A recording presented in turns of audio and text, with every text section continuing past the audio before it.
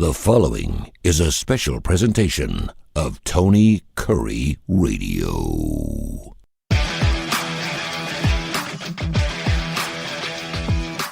If you just listen to Tony Kurre Radio, you should need to know. We do another show called Keefer and Kurre. I got to be honest with you, Kip. I'm not sure. I don't think we run these shows back to back because I like to surround them out because each of the shows runs 5 times a week. And then, of course, wherever you get your favorite podcast.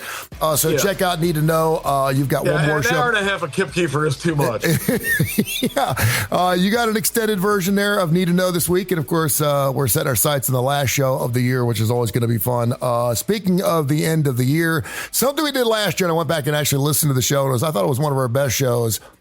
2025 in memoriam. These are our celebrity deaths of 2025. I think it's always kind of interesting, somewhat. It's sugar sweet a little bit. It's a little daunting. It's a little sad, but at the same time, we get to remember a lot of different lives, and of course, a lot of those lives taken to us way too early. I was hoping we would do this today because. And I was going to suggest next week if we didn't, because I'm actually hosting on Talk 99.5 here in Birmingham next week, the first couple of days. And I hope we have a bang up one here. I don't have to recreate it because you and I always do such a good job on this segment. Absolutely. So I'm going to rerun this. So just be aware. So I'm doing this for you, man, because I want to get your thoughts on these. I may throw some names out. Because you always throw some names at me where I go, what? He's gone or she's gone. This is always, I think we've done this for 3 or 4 years now, and it's really good stuff. And for the most part, I don't think there's any names on here you won't know. There may be some. I tried to surprise me a couple of times. Yeah, I try not to go with. I'm trying to go with A's and B's. I'm not going with like the drummer of a band from the early '60s. I don't really care. But if I know the name, I go. So I'll give the name out and see how you respond. Then we'll move on. Fool if you think it's over. Chris Rea. I don't have much reaction there. Why don't you give your? He actually had. I did not know. Do you remember the song "Fool If You Think It's Over"? That song. Oh yeah, okay. He actually had that song in the '70s. He actually had a song called "Working on It," which was released in early 1991, and we were playing it on our classic rock station, and it was a rocker. And I had no clue that there was the same Chris Rea that did "Fool If You Think It's Over." Do you remember Gil Gerard as Buck Rogers? The TV show in the 80s. What was it called? Buck Rogers? Buck Rogers in the 80s. I remember the show. I never knew the actor's name. Gil Gerard was his name. Carl Carlton. I'm a bad mamma jamma. Do you remember Carl Carlton from the 70s? Yeah, definitely. All right. Rob Reiner. Well, that's the most recent and the most shocking.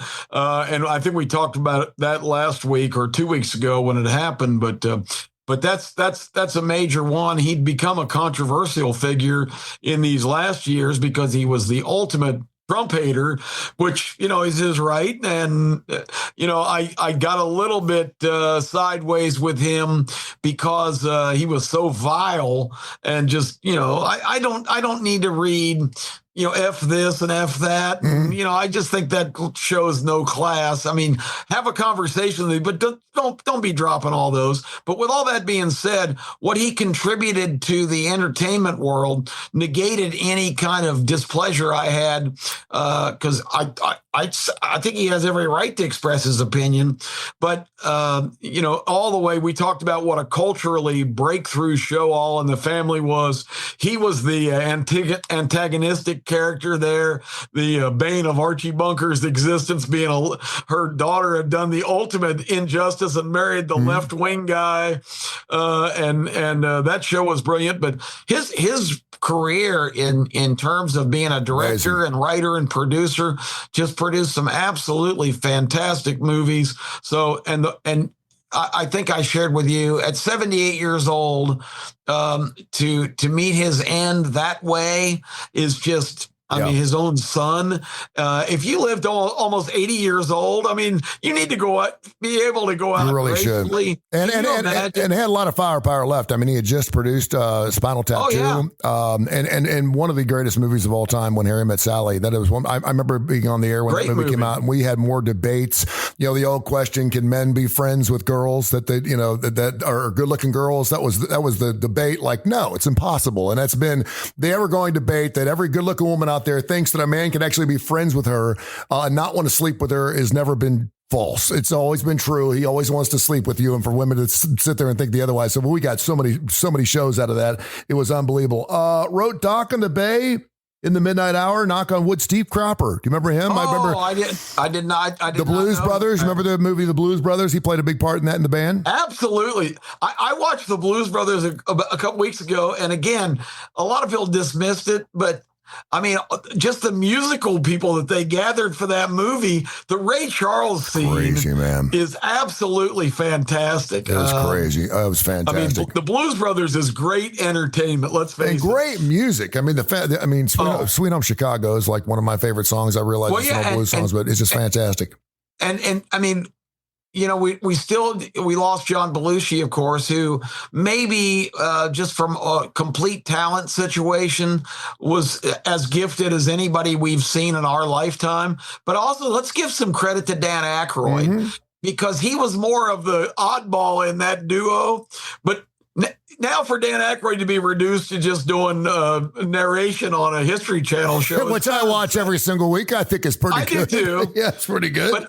But I still think Dan Aykroyd had a lot in the tank and wasn't really utilized as much after that kind of Saturday Night Live momentum pass and with Belushi passing away. Now he was good in some other movies later on down the line, but yeah, that was I put Blues Brothers in my top 10 or 15 movies of all time. No doubt. We may mention some here that you maybe have nothing to say about, and that's fine, but I know you know their names. Jimmy Cliff, the reggae god, of course, second to, of course, you know who, passed away. Todd Snyder, who was a rock and roller, was recently signed to Jimmy Buffett's label right before Jimmy died a couple of years ago. Dick Cheney, we talked about him a little bit.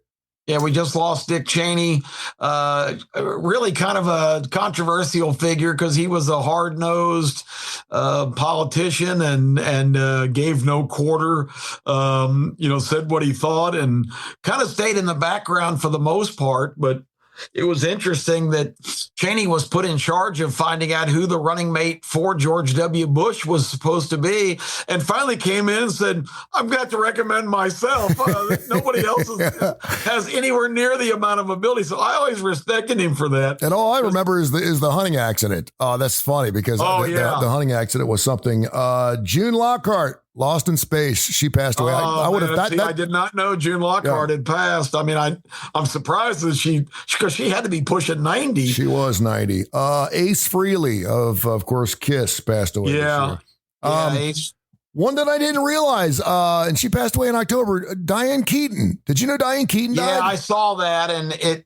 You know, she was such a quirky, funny kind of actress. And that one hit home pretty good because some of the Woody Allen movies, she was actually involved with Woody Allen, which caused a little bit of her character. But yeah, she was a tremendous talent. And I did see a blurb on that a couple of months ago. And you know, I can absolutely, truthfully confess that really saddened me. These are in memoriam of 2025 celebrities, and we've got every single celebrity. If you're thinking, well, he's not going to mention this one, I guarantee I probably will. Jane Goodall was on that list. She passed away this year. Robert Redford was obviously huge. And that's one of those guys. I mean, I know this is going to sound ridiculous, but I want to get your reaction. When you hear Robert Redford has passed away, my first thought was, Robert Redford, he can't die. No, I know, right? He's on a different level. You can't. Maybe when he's 100, but what was he, 82 or 3? Yeah, something like that. I mean, he was up there, but yeah, and he still just looks so flipping good. I mean, he really did. I mean, how much unbelievable work did he do in his career? Yeah. I mean, I was like stunned. It's like, Robert Redford should be exempt from that. I know. He's like Paul Newman. He's right there in that Paul Newman. Yeah, Robert Redford's like the same feeling I had when Paul Newman passed. A guy that a lot of people didn't know until he passed away and deserves to be mentioned for sure, Charlie Kirk. Yeah. just a horrendous circumstance. They just had his big event this weekend, the Turning Point Event America Fest in Arizona. They had just tremendous crowds at all those events, and had it was just a huge tribute to Charlie Kirk and his organization, which is growing with leaps and bounds. It's amazing. Probably the reason Donald Trump is president now is Charlie Kirk and what they accomplished on college campuses and in high school chapters, trying to get young people to do a lot of what I try to do on the show is think for yourselves. Don't be brainwashed. Don't go to your university and listen to your professor railing about how evil your country is, or, all those things. So Charlie Kirk did some unbelievable things. This is a guy, Tony, who was trying to decide where he wanted to go to college, and then said, you know what? What's college going to do for me? I know what I want to do. Mm-hmm. He had the courage to start from nothing and start this organization. And look what it grew into in just he died at 31 years old. That's just awful. There's no telling. There's no telling how big he could have gotten. I think he would have gone on and been a significant political figure in this country. There's no doubt. And to the father, and you've experienced this, the joy of having, really young children and the miracle of being a father, that was taken away from not only him, but from them. He's got a 3-year-old daughter and I think a 1.5-year-old son. That part of the story is just absolutely heartbreaking that for me, that's one of the highlight periods of my life, and I can't imagine being deprived of that. One of the all-time great names in game show history, Wink Martindale. Yeah, do you remember Wink? If Wink was on it, you knew it was going to be good. You knew it was going to be a great show, and he just had the face. He looked good. Val Kilmer. Yeah, that happened early in the year, and that's another guy that you just, I was shocked. I knew that he had some kind of illness problems, but I didn't know it was at the severity as it was. Of course, Val Kilmer, known for tons of it. He was one of the many people that played Batman, but also the original Top Gun movie. He was in a movie called The Saint, by the way. That was a movie with Elizabeth. Oh yeah, that was a really good with Elizabeth Shue. It was kind of a takeoff of Bond a little bit. It never really took off, and it was.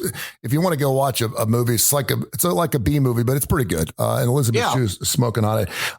She was. Duck Dynasty's Phil Robertson passed away. Was not aware of that. The matriarch of that, or the patriarch, I'm sorry, of that family. It seems like Duck Dynasty was usually more about the sons and their wives and all that was going on, but he was still kind of the voice of reason. For that family to have made their millions in the duck call area. It's just a great American and it's story. Still on. It's still they still having little slices of shows, and they just call them something else. Yeah, because it always makes me laugh. All those guys are so backwater, beards down to their navels, and they look like they're a throwback from the guys used to be on the cigar box, and then these women are totally stylish. They're wearing Gucci stuff. They look like $1 million right off the runway, and you go, how do these guys pull that off? They don't shower for 4 days. They don't shower for 4 days before they go hunting, and they make a show out of it. It's unbelievable. George Wendt. Oh yeah, Norm passed away. Ruth Buzzy. Yeah, Ruth Buzzy, comedic genius, hilarious. I always think about her on the original Laugh-In. Man, she'd be like sitting on the bench waiting for the bus with her hairnet, just looking like the biggest. She was who she was. She didn't care what she obviously was not like a starlet or anything like that, but she was really, really funny. And remember, Artie Johnson played the old pervert character who would come up and he slide closer to her in the bench, and she started hitting him with her purse. That was funny TV. That was good stuff. Laugh-In was another just groundbreaking show because it gave birth to all the kind of crazy movies, like Airplane and Blazing Saddles and a lot of other ones that really tested the limits of comedy. But Laugh-In, Rowan and Martin's Laugh-In in the late 60s. It was funny. Goldie Hawn, I remember her on that show. Pope Francis passed away. Yeah. I don't know if you had anything. He was a charismatic character. He's a controversial pope. Well, the Pope Leo just did his annual mass. I guess it was earlier this morning or late last night, and he is siding with Pope Francis on just about everything, inclusion and everything else. And there's a lot of cardinals who aren't real happy about that, but he is the man. He is the Pope now. Yeah, because remember when he was elected, he was going to bring the church back to more traditional areas. But once you become the Pope, you're the man. No, you got to do what you want to do, and they're not going to vote you out. I was just talking about Donald Trump, and I said, like him or not like him, the most effective leaders are people that believe in their inclinations and their thoughts. You can't be an effective leader if you don't take stands for what you believe in and don't have total belief in yourself. So, I mean, I say good for Leo if he's forging a path different than they thought. He's the man now. So he is. Well, and the fact that he's American, I think, kind of plays into maybe perhaps why he feels that way. George Foreman. Yeah, that just think about his era of prominence. I don't think anybody in the history of my lifetime made a bigger transformation as a person than George Foreman. George Foreman was, dark and moody and wouldn't talk to the media, and he just went in the ring and destroyed people. Remember the Howard Cosell quit doing boxing after Foreman fought world champion Joe Frazier and knocked him down 5 times, and they kept letting the fight go on. Cosell was so disgusted, and remember the famous "down goes Frazier," down goes Frazier again. But George Foreman was just a killing machine. It was. And then Ali exposed him by taunting him and just the rope-a-dope, the famous fight in Zaire at 4:00 in the morning, local time there. So it could be on in prime time here. And it was, you had to go to a theater to watch it. But Ali tired him out because Foreman kept trying to hit him and frustrated himself. Ali ended up knocking him out. But then George Foreman, in the second part of his life, became the George Foreman grill guy. Yeah, he became the most charming, smiling. I mean, it was like, this can't even be the same person. Yeah, and had George 1, George 2, George 3, George 4, George 5, yes. Yeah, he had 6 or 7 sons and named them all George because he didn't want anybody to be jealous. All right, we got to get ripping on these things because we can go 3 hours on it. Gene Hackman. Oh, yeah. What a tragic end for him. Some kind of chemicals or something in their house. I haven't seen it. Kind of strange there. Roberta Flack passed away. Bob Uecker. Yeah, killing me softly. Yeah, and she was killed. Bob Uecker. I could talk all day about Uecker, and I'll keep it brief, but. Yeah, David Lynch, the great producer, passed away. Did Twin Peaks. Rick Davies, a lot of people aren't aware of him. Of course, Ray's brother, starred Supertramp. Mark Volman, who's the founding member of the Turtles. Lonnie Anderson. Oh, yeah. I mean, your vision of Lonnie Anderson's not as an older woman. Your vision, you know what? She looked no different. I mean, she looked obviously older, but I mean, she didn't change anything. She still had to look like you could. I mean, her hair was perfect and her face, she just looked like the same Lonnie Anderson plus 40 years. I mean, she was a throwback. On WKRP. She was like Jane Mansfield, Marilyn Monroe in their prime. I mean, she was that strong. That body wouldn't quit either. Speaking of body, Hulk Hogan passed away. That was a surprise. Yeah.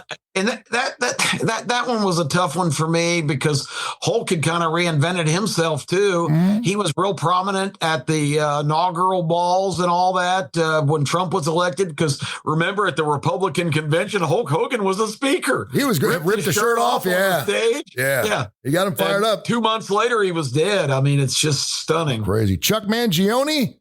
Yeah. You know what? Wow. I got Chuck Mangione, Feel So Good, which was a 7-minute record. Of course, they played the 3-minute record. It was one of the first instrumentals, if not the first instrumental, I believe, that ever hit number 1. And I remember buying that album, and I remember listening to it. I think it was 1976, 77. And I remember listening to his entire album all the way through. And I think I was the only kid that was like 11 years old that ever listened to Chuck Mangione an album all the way through. Ozzy Osbourne passed away. Yeah, we certainly had a lot to talk about him. Malcolm Jamal Warner, Cleo from the Cosby Show. Actually drowned in a riptide. Mm-hmm. Connie Francis, you remember her? Oh, sure. Jimmy Swaggart passed away this year. Oh, I did not know that. Mm-hmm. Jimmy Swaggart, one of the controversial televangelists, who really was one of the people that invented that particular industry. So that's significant. Bobby Sherman from Bobby Sherman. Bobby Sherman. I always got my son's got the Bobby Sherman hair. It's that perfect black hair. It's cut right across the top. He's got that. I mean, that's another guy who I never saw him anything past when he was like in his early 20s. So my vision of him is he's still like 19 years I know, old. right? Mick Ralphs, of course, founding member of Bad Company. Of course, right after they got inducted into the Rock and Roll Fame, he passed away. Brian Wilson, the Beach Boys. That was Brian Wilson was another one of those guys where I thought he'd lived to 150 just because he'd been killed off so many damn times. Every time I saw him, he was just messed up. I mean, he's just been through so much, but drugs, alcohol, car wrecks, the whole 9 yards, and just continued to. And really, when you're going to go see the Beach Boys, everyone would ask the question, is Brian with him? Is Brian with him? Because even if Brian didn't sing, Brian had to be with the Beach Boys. He had to be at least standing there on stage holding a microphone. Well, he in his reminds hand me of my own dad in the fact that my dad lived every day of his life refreshing himself and chasing everything that moved. And he did it for 84 years. When he turned 75, my friend in Atlanta, Mark, said to me, if Bill Keefer can live to be 75, there's hope for all of us. And then Brian Wilson was in that category. There's no doubt. The guy who was with the McCoys, wrote Hang On Sloopy, also played with the Edgar Winter Group, Rick Derringer, the All-American boy. He did a song called Rock and Roll Hoochie Coo, which I think is a fantastic song. Wow. Loretta Swit passed away this year from MASH.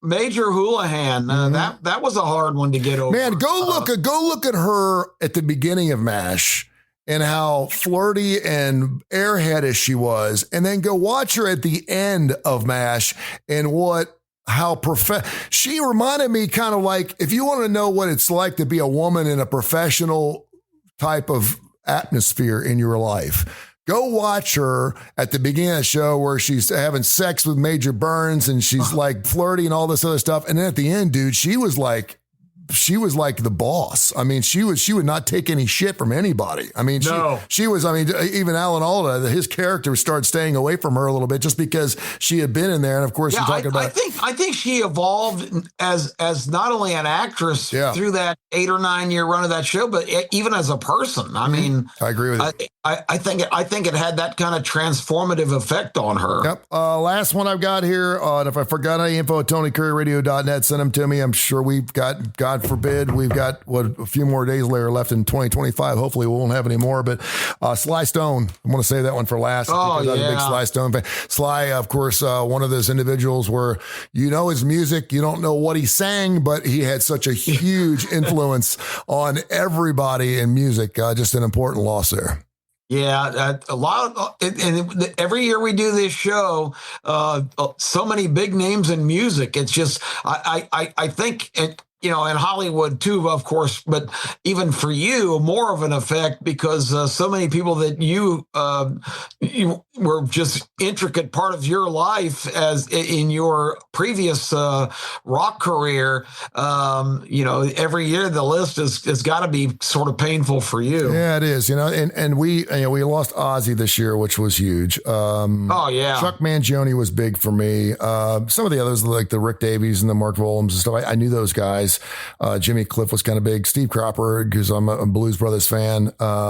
Steve Cropper. I can picture him in the Blues Brothers clearly. I'm really, and hopefully you and I will do the show long enough to see it. I don't know what's going to happen, but we're going to be losing Townsend, Daltrey, McCartney, Starr, Clapton. I mean, I could go on and on and on. There's like 50 huge stars that I would put with Michael Jackson and anyone else. They're all pushing 80. They're all pushing 80. And I mean, I'm afraid we're going to have, that's one of the reasons I started this radio thing, this classic rock format I did, because I knew that over the next 10 or 15 years, we're going to be losing a lot of these people. And I knew that once someone, Paul McCartney passed away, you can tune into Tony Curry Radio and hear all your favorite Paul McCartney records and we'll have you covered there. But that's one of those things where I just really kind of wanted to bring classic rock back just because I know we're going to be missing so many of these people. And when they pass away, when Paul McCartney dies, the top 10 albums would be Paul McCartney albums. That's how important he is. Whenever someone passes away and they can own every spot on a Billboard list,